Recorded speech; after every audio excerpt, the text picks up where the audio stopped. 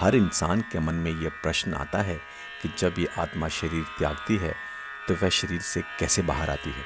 चलिए जानने की कोशिश करते हैं। गरुड़ पुराण के अनुसार जब इंसान के प्राण निकलने का समय समीप आता है तो इंसान को एक प्रकार की मूर्छा छा जाती है।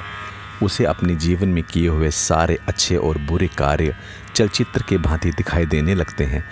जो लोग उसके आसपास होते हैं वह उन्हें कुछ कहना चाहता है, लेकिन वह शक्ति ना होने के कारण उन्हें कुछ कह नहीं पाता है। तब उस इंसान को इतना दर्द महसूस होता है जैसे एक साथ कई बिच्छुओं ने उसे काट लिया हो। तब उसके प्राण निकालने के लिए यमदूत आते हैं। यह यमदूत उस इंसान के बेहोश शरीर से उसके प्राण बाहर खींच लेते हैं और यही प्राण आत्मा है। गरुड़ पुराण के अनुसार इंसान के कर्म निर्धारित करते हैं कि उसकी आत्मा किस प्रकार से शरीर को छोड़े। इंसान के शरीर में 9 द्वार होते हैं, 2 आँखें, 2 कान, 2 नथने, 1 मुंह और 2 मलमूत्र त्यागने के द्वार होते हैं। एक ब्रह्मरंध्र भी होता है जो सिर के मध्य में होता है। यह 10वें द्वार के रूप में भी जाना जाता है।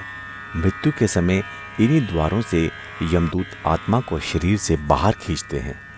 गरुड़ पुराण के अनुसार इंसान के कर्मों पर निर्भर करता है कि उसकी आत्मा किस द्वार से शरीर छोड़कर बाहर निकलती है। ऋषि मुनि, संत महात्मा, श्रेष्ठ योगी, ईश्वर के भक्ति मार्ग पर चलने वाले लोग होते हैं।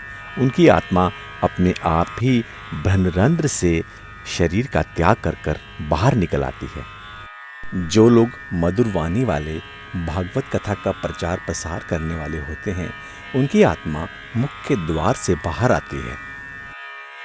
जो लोग भागवत कथा सुनने वाले तथा सदाचारी होते हैं उनकी आत्मा कान के द्वार से शरीर का त्याग करती है।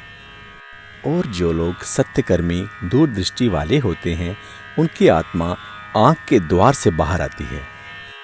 जो लोग अच्छी विचारधारा तथा दूसरों की मदद करने वाले होते हैं उनकी आत्मा नाक के द्वार से बाहर आती है। जो लोग अत्यंत पापी, क्रूर, गंदी विचारधारा, झूठ बोलने वाले तथा दूसरों का बुरा करने वाले होते हैं उनकी आत्माओं को यमदूत मलमूत्र त्यागने वाले द्वार से बाहर खींचते हैं।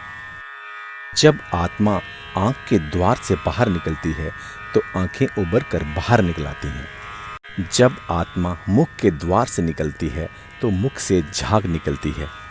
जब आत्मा कान के द्वार से निकलती है तो कान से मैल बाहर आता है।